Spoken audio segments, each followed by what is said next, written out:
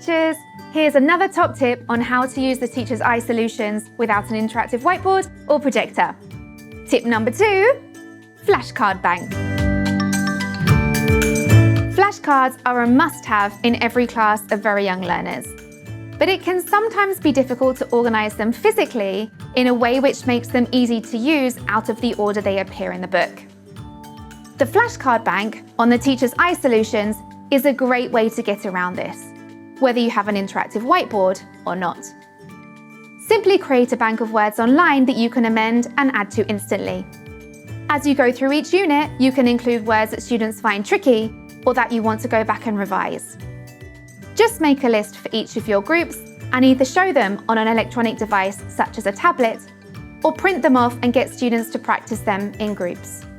It's definitely much easier than going through all the flashcards each time or making a note of the words you need to revise.